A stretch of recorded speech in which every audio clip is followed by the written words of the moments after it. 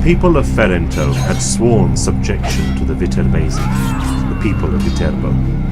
But soon they rebelled, and the Viterbesi waged war on Ferento, forcing their way into the city, ravaging and destroying it.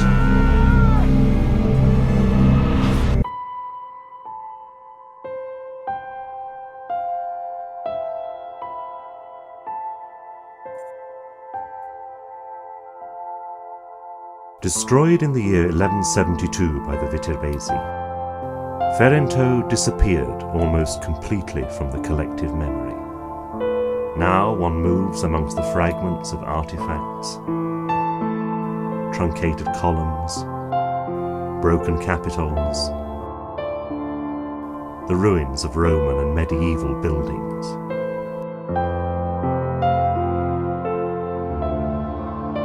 Whatever the crazed invaders failed to knock to the ground still remains today, almost as it was in that fateful year. The poetry of this landscape is extremely powerful, abandoned by men, solemn in its silence, like the past, at which only the bases and a few steps remain today.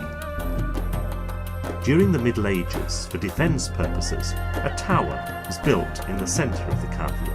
The remains of the tower were demolished during the first digs. The fossato, which is a ditch or trench, separates the stage from the orchestra. During the theatrical representation, it was closed over using planks of wood in order to allow actors and servants to move around discreetly and remain hidden. At the end of the fossato, towards the orchestra, there are 10 square holes. However, to this day their use remains a mystery.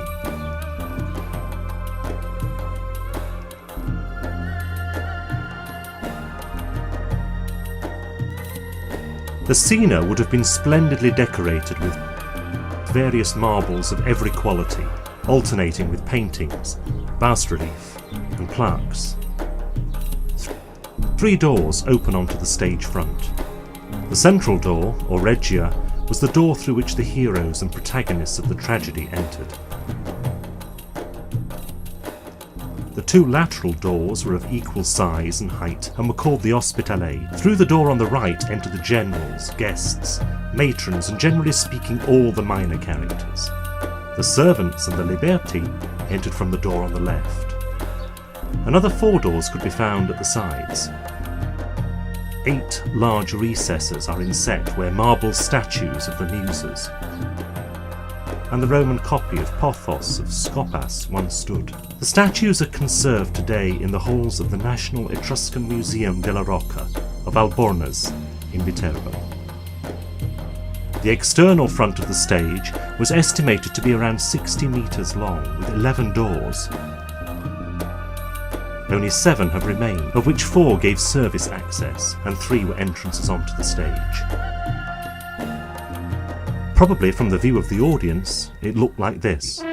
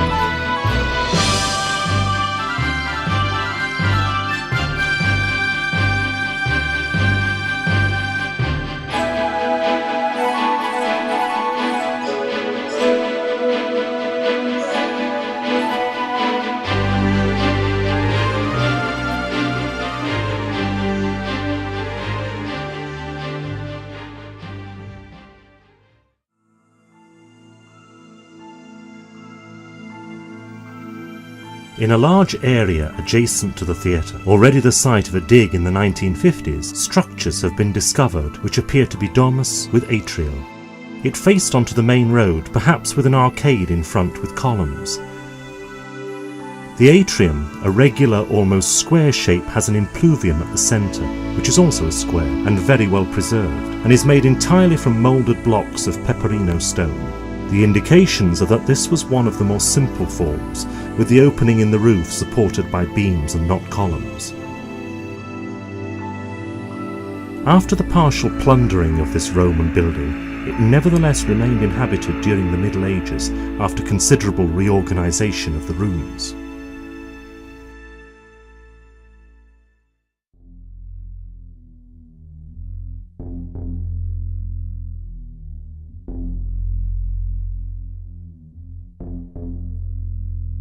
The presence of early medieval burial grounds within and outside the walls suggests that the residential areas were separated by large open spaces, which were used either as burial grounds or quarries for obtaining necessary raw materials. Investigations have uncovered evidence of traditional funeral rites performed in the early Middle Ages.